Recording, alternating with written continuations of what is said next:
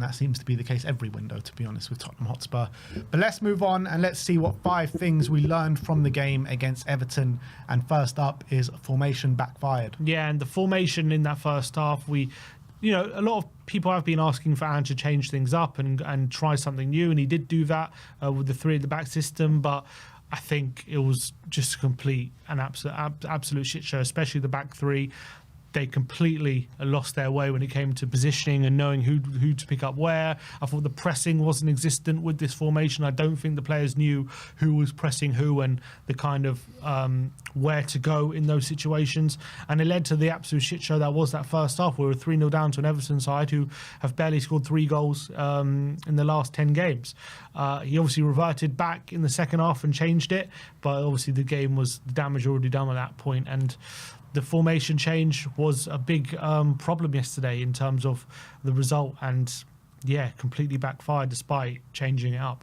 Yeah, it was absolutely horrific what we saw from a tactical perspective in the first half. Nobody knew what it was doing, and the one key guy that didn't know what he was doing was Archie Gray, and I mean he was just getting pulled left, right and centre up the pitch, and it was just a shit show. For that whole 45 minutes we just got opened up time and time again, and it was 3-0, but that was actually showed Spurs in a good light, because it could have been about 5 or 6. Literally, Kinski kept us in. Well, I say kept us in the game, but kept the score at 3-0 with some great saves. So tactically, it was an absolute shit show from Ange Postecoglou in that first half.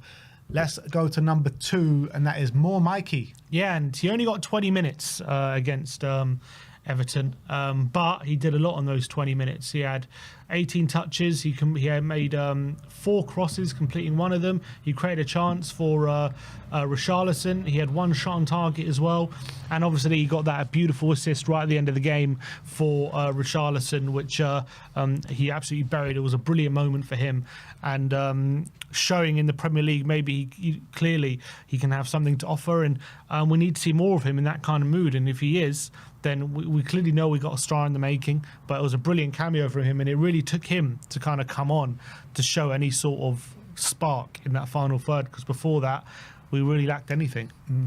This is a generational talent that we're talking about in Mikey Moore. I've been calling for him to get more minutes. I know he's been injured and he's been out of the firing line for a while now, but I thought even before that he should have got more minutes. He should have come on earlier, if not started the game yesterday. And he shows it. Every time he gets on the pitch, he shows how much quality he has. In the Europa League, before he got those, he got the illness or whatever he was suffering with, he was showing it on a regularity. And now in the Premier League, I know when he started against Crystal Palace, it wasn't the greatest game, but in this game against a team who are very solid defensively and have shown that throughout the season, I think he gave them such a torrid time, and he was the only one on the pitch really that gave Everton something to think about. So I've got to give a massive credit to Mikey Moore, and let's hope that we can see more of him in the coming games. And I'm fully expecting him to start on Thursday night. Number 3 is dominant Spence. Yeah, and he was actually quite dominant on that left-hand side, despite the fact that overall it wasn't a great performance from the team. I think individually, I thought he had some really strong. He had quite a strong showing, especially defensively. And I think up until the final third, it was really good as well. He had 10 dribbles on the day, completing 9 of them, which is an astonishing stat, to be fair, on that left-hand side. Won 14 of his 22 ground duels, which is actually not uncommon for him anymore to be winning so many duels. 2 out of 2 aerial duels won as well. Completed 3 tackles on the day, but again, obviously it was actually no key passes and 0 out of 3 crosses completed. So it did show that he struggles when he did get to the final third to really show much quality. But I think up until then, he was probably our best player on the pitch, and I thought the amount of dribbles he completed is seriously impressive, and that showed, I thought, and the duels as well showed some dominance down that side. Yeah, absolutely. He was very good. Another one of the players that is keeping up his standards week in, week out at the moment, whether it's at right back, whether most likely at left back. And it just keeps making a mockery of why we haven't used him more throughout the season, why he's not in this European squad as well. It really makes a mockery of Ange Postecoglou's decision in that aspect. And the only reason he's been given a chance is because of the injuries that we've got. And the guy's a quality player. He really is a quality player, and he's showing it week in, week out at the moment. One of the only ones just standing up for the team as a regularity. And yesterday, like you say, one of, if not our best player on the pitch yesterday out of a very, very bad bunch. So big up to Jed Spence. Spence. Number 4 is Rishi's impact. Yeah, and I thought it was another good cameo from him after a cameo in the second half against Arsenal, where he came on, looked quite bright, and was once again. Maybe it's because he's not been playing, but he looked a lot fresher than a lot of the other players. I thought he came on the pitch, gave us a much bigger presence than we had before then. I thought, again, he was kind of asking different questions of the back line. He did have a chance where his shot was saved by Pickford. He then ends up on the score sheet, but I thought he allowed us to go a bit more direct. He allowed us to kind of cause the back line a few more problems. In terms of some stats, he won 2 of his 3 aerial duels yesterday, so in the air, causing a few more problems for Everton than beforehand. And then obviously he did get his goal, and that's actually his first Premier League goal of the season. And considering he's been out, actually his goal to game issue probably isn't that bad, because scored against RZ, scored yesterday, and then he got an assist against Villa. And considering the amount of minutes he's played, he's probably goal contribution rate with the minutes he's played probably isn't terrible this season, because he's played so little. But we're going to need him. Before he got injured as well, he scored like 9 in 11 or something. Yeah, he did really well. So with Solanke out, we're going to absolutely need him over the next few weeks. The problem is with Richarlison, and I completely agree with everything you say, but the problem is with Richarlison is like he's literally just hanging on by a thread every time we play him, because we just don't know whether he's going to get injured or not. And last time we did the exact same thing, right? We waited 2 weeks to put him back into the side. He got a cameo against Aston Villa and then got injured making an assist. And yesterday he had a collision with Pickford whilst scoring the goal and looked like he hurt himself as well. So let's hope there's no injury there. But I mean, this guy's fitness is literally just hanging by a thread every time he plays. Yeah, and we're going to need him to be more robust than ever, because he's going to have to play all the minutes probably till unless we also give some to Lancashire. But he's going to have to play he's going to have to do what Solanke was doing, and whether he's as physically robust and capable of doing it, probably not. Yeah, and look, Will Lancashire has to get more minutes now. There's just no option. We have to give him more minutes. We can't play Richarlison 90 minutes in every game. But we were set to send him on loan. I think that plan has to be thrown out the window.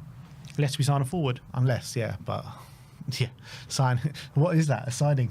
I don't even know what that is. But let's go on to 5th and final takeaway, 15th. And after that defeat yesterday, it means, I don't know what our run is now, one win in 10. I think it's 1 win, 2 draws and 7 defeats in our last 10 games. Gave Everton their first win, I think in their last 10 games as well. And we're now, in terms of relegation, we are still 8 points clear of Ipswich and Wolves as well. But we are hurtling down the table. We're now 4 points away from Everton, who've got a game in hand as well. We're now 9 points away from the top half as well. So we're just completely dropping, and with every game we're losing more and more players, and we currently sit in 15th, which is an unbelievable position for a club like ours, who are the positions we have been in over the last, even since Pochettino, we've never been as low as this. And 15th is just an absolute shocking position, and it looks like it's going to get worse before it gets better at the moment. I wonder when the last time we've actually been this low in the table at this stage of the season. Is there a stat for that? Do you know it? Because it must be a long time ago. It must be a real long time ago. It must be in the 90s at the earliest. And we were talking about Everton. They were one of the only clubs in the league that were waiting longer for a Premier League win than us. They last win on the 4th of December. We last won on the 15th of December against Southampton in the Premier League. So it's ridiculous how easy it was for them to beat us yesterday. It really was. But you talk about the situation and the injuries not getting any better, and you're completely right on that aspect. But the more the situation doesn't get better, the more we have to overpay players, and the more tired these players are going to get. We've got to play on Thursday night, and great, Spencer's going to get arrested, but Porro's the one that actually needs the rest. And again, I know I keep repeating myself, but it's just madness how some of the decisions that Ange Postecoglou tends to take in some of these games, when there's players there that have barely played a minute all season, where you can give them options and you can give respite, and these players are not exactly the worst players in the world. So we're 15th, and I can see it getting worse, a lot worse, before it gets better. And we've got a big game against Leicester this weekend, and we've got to put in a hell of an effort on Thursday night against Hoffenheim to try and get ourselves in the top 8 of the Europa League group stages. So I don't know how we're going to manoeuvre this situation. We're going to have to get lucky in some aspects to get some results, but this Leicester game, don't get it twisted, it's a massive game in terms of getting sucked even deeper into this relegation battle. What's our back four going to be on Thursday? Because with no Spence or Reguilon, and if I don't know what Dragoshin is, but even if he's fit, I guess we'll have to be Gray, Porro, Dragoshin and Davis, I guess, somehow cobbled together a back four out of that. Yeah. And Kinski can't play. Kinski can't play, so Brandon Austin in goal. God. And on top of that, you're looking at those players that are going to have to play. Porro is completely knackered. Ben Davis wasn't even fit enough to play on the weekend, ended up playing 90 minutes, so he's probably not going to be in the best condition. Radu Dragusin goes off with a head injury. We don't know what condition he's going to be in. Gray's 18, he's and playing Gray's every an minute. 18-year-old central midfielder. Playing every minute. So, I mean, it's going to take an almighty hell of an effort just to beat Hoffenheim, and they're in the relegation zone in Bundesliga. Yeah, 100%. So that is the 5 things we learnt about in the Everton 3-2 loss. And let's move on to the last segment